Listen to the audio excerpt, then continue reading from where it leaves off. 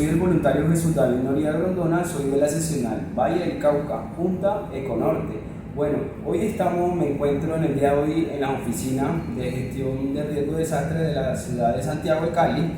Hoy estamos con el asesor de gestión de riesgo de desastre, con el coronel Virgilio Armando Forero, que hoy nos va a alimentar, nos va a hablar sobre la ley 1523. Buenos días, doctor. Señor Noriega, mucho gusto, muchas gracias por la invitación y bueno, estoy acá para contribuir a su proceso de formación académica, entonces estoy a sus órdenes. Bueno, muchísimas gracias. Bueno, hoy comenzamos con esta serie de preguntas. Hoy vamos a hablar sobre, doctor, háblenos sobre la reseña histórica de gestión de riesgo de desastre y cuándo fue creada y por qué. Bueno, Colombia ha aprendido a hacer gestión de riesgo de desastres a partir de los golpes que nos ha dado la naturaleza. Un poco el decreto 919, que estuvo vigencia antes de la ley 1523, el concepto de la gestión de riesgo de desastres era mucho más limitado. El concepto se limitaba a hacer atención y prevención de desastres. Un poco recordamos tal vez de 1979 hacia acá, con los desastres naturales de la época. Recordemos el terremoto en Tumaco con un tsunami, luego tuvimos el escenario de Armero, Popayán, Armero, luego tuvimos tal vez el PAES, toda la situación del PAES, luego llegó el terremoto de Armenia, un poco para decirles cómo la ayuda humanitaria que llegó en el momento que sucedió la situación de Armero, llegó muchísima ayuda humanitaria. Los mecanismos de coordinación y control de la ayuda internacional no eran los mejores. Tal vez 2, 3, 4 años después encontrábamos ambulancias que estaban parqueadas, que nunca llegaron a cumplir sus objetivos porque no se hizo los niveles de coordinación con otras entidades como la DIAN y todo el proceso de nacionalización de estos elementos. No había una estructura de preparación para la respuesta, no había una estructura de monitoreo. Entonces, cada desastre natural nos ha ido enseñando un poco a hacer la gestión de riesgo. Poco después del 2012, con la ley 1523, llega un nuevo enfoque. Entonces, este es un enfoque ya de proceso, y se identifica que la gestión de riesgo es un proceso de carácter social, permanente, donde interactúan diferentes instituciones. Esto es público, es privado, es comunitario. Entonces todos estamos comprometidos en la gestión de riesgo a partir de la ley 1523. La ley define también unos subprocesos, que es el subproceso de conocimiento del riesgo, que busca básicamente establecer, conocer las amenazas de origen natural, hacer un ejercicio de monitoreo permanente y de comunicación del riesgo. Coronel, bueno, háblenos de un poco de los instrumentos de planificación en el capítulo 3.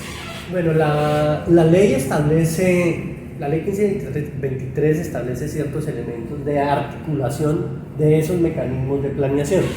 Si bien es cierto, la ley identifica toda una estructura desde el Consejo Nacional de Gestión de Riesgo de Desastre, los consejos departamentales, el Consejo Municipal de Gestión de Riesgo de Desastres. En ese mismo orden de ideas reconoce unos instrumentos de planificación.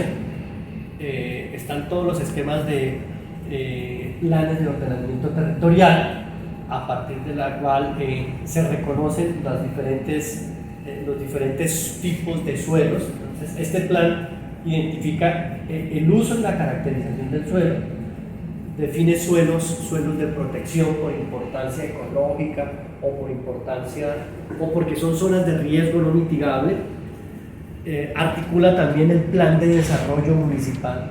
Entonces el gobernante de turno, sea presidente, gobernador, alcalde, tiene la obligación de tomar su plan de gobierno, aterrizarlo en un plan de acción, aterrizarlo con el plan de desarrollo municipal, departamental o nacional, y a partir de allí deben crear las estrategias que desde gestión de riesgo de desastres, que es el plan de gestión de riesgo, ya sea nacional, departamental o local. Todo debe ir alineado, desde el plan nacional de desarrollo, los planes departamentales, los planes municipales, pero todos son instrumentos que deben coordinarse para que los recursos y las estrategias impacten los territorios y podamos generar comunidades más fuertes en tema de conocimiento del riesgo, comunidades más resilientes en el ejercicio de que estén capacitadas para responder y gestionar sus propios riesgos. Entonces, un poco de eso, existen elementos de planificación territorial y todos deben estar articulados. Están las corporaciones autónomas regionales con todo el tema del control de las cuencas y cuerpos de agua. Entonces, cada elemento, cada herramienta de planificación debe articularse un poco como para tener como un ejemplo de lo que sucede cuando no hay articulación. En alguna ocasión llega un comandante o llega un director a una nueva unidad de defensa civil y encuentra una piscina y resulta que él tiene hijos pequeños. Dice, no, esta piscina no, qué peligro, qué tal que mis hijos se caigan en la piscina. Y él dentro de su plan, sin tener en cuenta cuál es la estructura nacional de la defensa civil, cuál es el protocolo, por qué a alguien se le ocurrió construir esa piscina, porque podemos estar en un proceso de capacitación de equipos de buceo. Entonces esta persona que de pronto dice, no, yo llego de director, yo ahora tengo el poder, y dice, no, yo no puedo permitir que mis hijos se vayan a caer en la piscina, y entonces dentro de su plan dice, no, yo voy a mandar tapar la piscina y hacer un parque. Un poco eso sucede cuando cada entidad a nivel departamental, nacional o local tiene sus propios planes y no nos articulamos. Puede ser que un director de defensa civil en algún municipio diga, yo hago una piscina porque quiero tener capacidades de búsqueda y rescate acuático, y otro director diga, no, a mí no me gusta el búsqueda y rescate acuático, yo más bien voy a hacer un parque porque quiero traer a los niños a hacer un tema social. Entonces eso sucede muchísimo en la administración pública. Bueno, gracias, coronel. Ahora hablemos sobre el capítulo 4, el sistema de información, coronel. Bueno, el sistema de información en gestión de riesgo de desastres realmente es un debe del Sistema Nacional de Gestión de Riesgo. ¿Por qué es un debe? Porque la ley establece qué es lo que tiene que hacer, y el espíritu de la ley es que este sistema de información tenga los tres elementos de conocimiento del riesgo, reducción del riesgo y manejo de desastres. Busca generar bases de datos y articular bases de datos, no solamente las propias de la gestión de riesgo de desastre, sino que sea capaz de articular otras bases de datos, por ejemplo con programas de apoyo alimentario que tenga el gobierno, con bases de datos de catastro, con bases de datos de la registraduría. Este sistema de información, y es un debe porque el Sistema Nacional de Gestión de Riesgo de Desastres aún no lo ha implementado. Si bien es cierto, existen bases de datos y existen sistemas de información, no cumple con la expectativa que ha definido la ley. La ley ha definido una base, o mejor, un sistema de información que de los tres componentes de la gestión de riesgo sirva como herramienta, primero, para la toma de decisiones en tiempo real por parte de la rama ejecutiva, el presidente, los gobernadores, los alcaldes, tanto en conocimiento del riesgo, en reducción del riesgo y manejo de desastres. Esta herramienta que inicialmente, como te dije, que no cumple todas las expectativas de la ley, pero es un inicio, es una aproximación que se está haciendo desde la Unidad Nacional de Gestión de Riesgo, pero que también se tiene que hacer desde el nivel departamental y municipal. Cada entidad tiene que gestionar su propia información, y es lo que está sucediendo en este momento. Como desde el territorio gestionamos nuestra información, desde las gobernaciones, desde lo nacional estamos un poco desarticulados, porque esos sistemas de información no se articulan de manera integral con la nación. Entonces ese es un debe, no existe aún esa fuerza o esa capacidad tecnológica que articule todas las bases de datos y toda la gestión de riesgo de desastres en el país. Yo te podría decir que en este momento tenemos un avance tal vez del 10% entonces tal vez nos queda un 90% de camino para estructurar realmente un sistema de información en materia de gestión de riesgo de desastres. Ok, bueno, coronel, vamos a hablar sobre el capítulo 5, que es el mecanismo de financiación de gestión de riesgo y desastre. El capítulo 5, que nos habla sobre toda la financiación en el Fondo Nacional de Gestión de Desastres con el decreto 1547.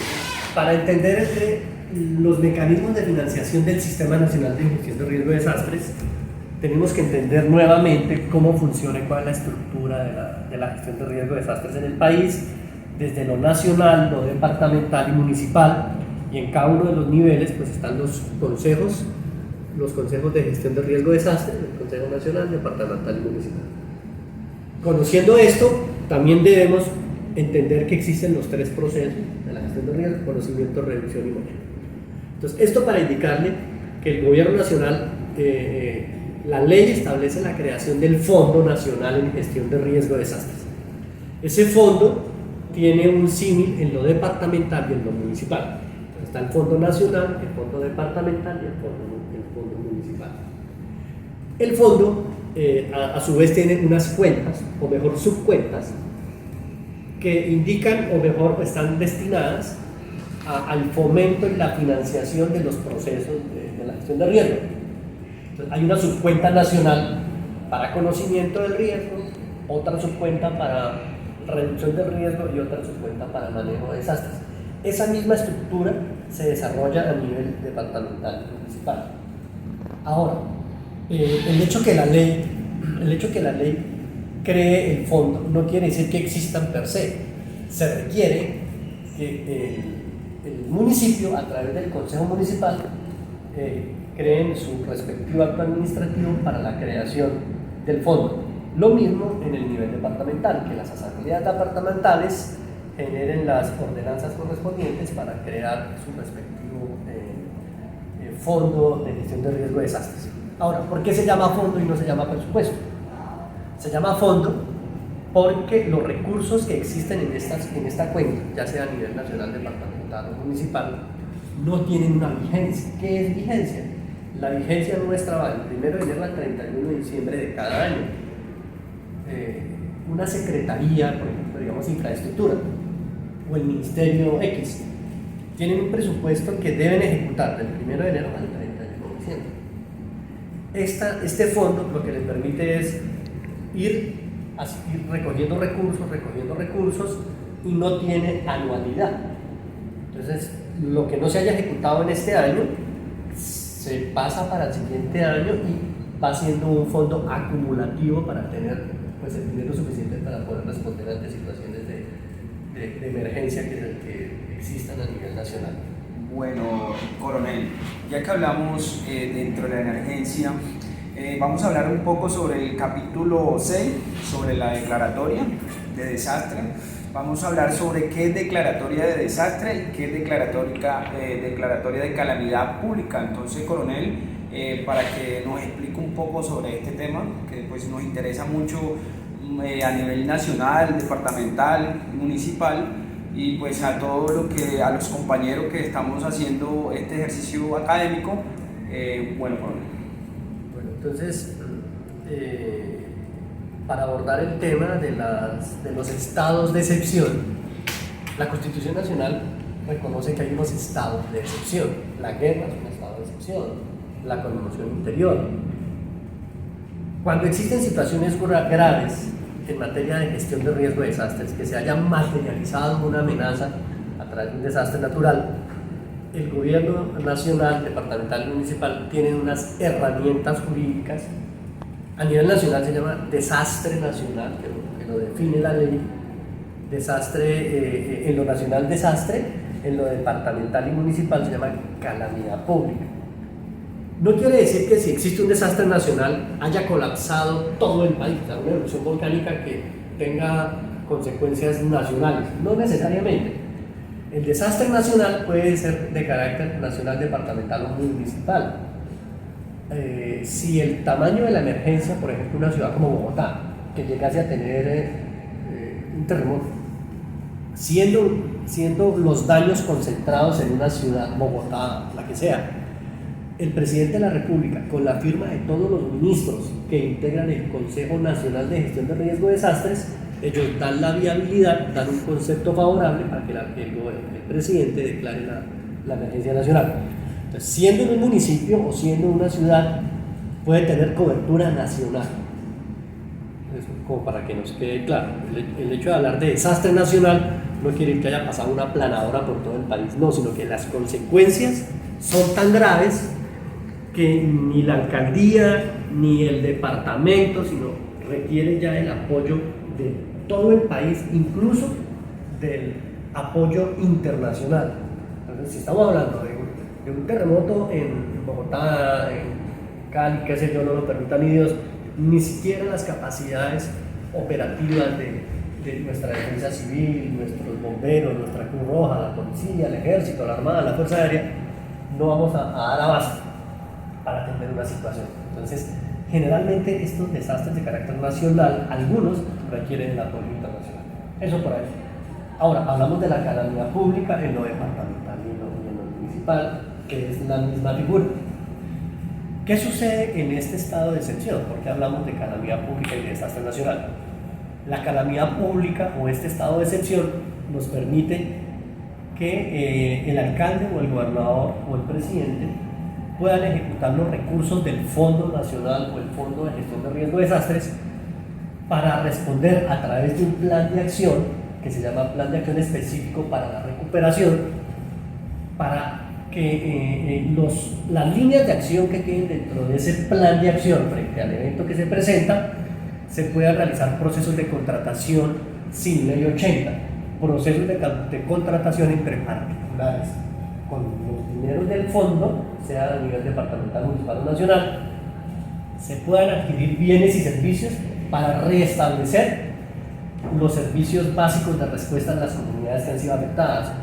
Si se requiere construir un puente y el puente que había era el único puente que existe en la región para poder llegar a esta zona, pues estas familias que están acá requieren sí o sí construir el puente. Entonces no podemos darnos el lujo de ir a la ley 80 y esperar tal vez 6 meses para comenzar con el proceso de construcción del puente, porque las familias, las personas necesitan ya el puente. Entonces, este puente que se requiere se llama obras de emergencia, y esta obra de emergencia debe estar incluida dentro del plan específico de la recuperación y de la respuesta. Entonces, eso hace que el Ejecutivo pueda contratar las obras que se requieran de manera expedita, de manera rápida. Esa es la ventaja que tiene la Ley 1523 en el componente de la calamidad pública. También este estado de calamidad pública permite aplicar medidas policivas. ¿Qué es aplicar medidas policivas? Expropiar. Entonces, si nosotros requerimos utilizar estas instalaciones que son de un privado, pero las necesitamos porque es la única instalación que existe en el municipio para llevar la comunidad que está en una zona de riesgo o damnificados, y la única instalación es este edificio, pues se habla con el propietario en el marco de la ley y de la calamidad pública y se puede ocupar el predio, lo podemos utilizar, lo podemos expropiar, obviamente tendremos que pagar, no estamos diciendo que la ley nos dé unos superpoderes para abusar del derecho a la propiedad, pero se hace expedito, o sea, no en cuestión de meses, no, en cuestión de horas. Eso lo permite la ley. La ley te permite, si tenemos, que ha sucedido a nivel nacional, hemos tenido incendios forestales y tenemos ya el apoyo del helicóptero y llegamos a recoger el agua y el agua está allá. Pero ese allá de pronto es un cuerpo de agua de un privado que tiene cultivos, no sé, de cachama, estoy especulando. Y la persona dice, no, a mí no me pueden tocar mi agua porque es que es mi cultivo de cachama. Lo siento mucho, prima el interés general sobre el interés particular. Después la ley, y nosotros como administración tendremos que pagar los daños y los perjuicios. Lo que haya que pagar, se paga en el marco de la calamidad pública. Pero tenemos que ir a recoger el agua para pagar el incendio. La ley lo permite, la ley 1523 con la calamidad pública y la declaración de desastre nacional nos permite hacer muchísimas cosas, y a veces no lo entendemos o lo confundimos con otra figura jurídica que tú me decías ahora rato acerca de ley 80, ¿me recuerdas? La ley 80, sí. ¿Cómo me dijiste? Emergencia manifiesta. La emergencia manifiesta. La emergencia manifiesta, eso para que nos quede claro a todos, la emergencia manifiesta es una figura de la ley 80 y es exclusivamente para temas de contratación. Entonces, emergencia manifiesta es ley 80 exclusivamente para temas de contratación. Para hacer contratación dentro de la ley 80, contratación directa, pero sigue siendo ley 80. La ley 1523 es una ley diferente, la 1523, y establece en materia de contratación entre privados, no ley 80, entre privados, atribuciones de policía, del Código Nacional de Convivencia y Seguridad Ciudadana, ocupación de predios, toma de decisiones mucho más expeditas, le permite mover recursos del presupuesto distrital, municipal o nacional y meterlos en la bolsa de gestión de riesgo. O sea, la ley 1523 es mucho más completa en cuanto a lo que tiene que ver para la atención y la gestión del riesgo de emergencias y desastres. Bueno, coronel. Bueno, muchísimas gracias, coronel. A sus órdenes. Muchísimas gracias.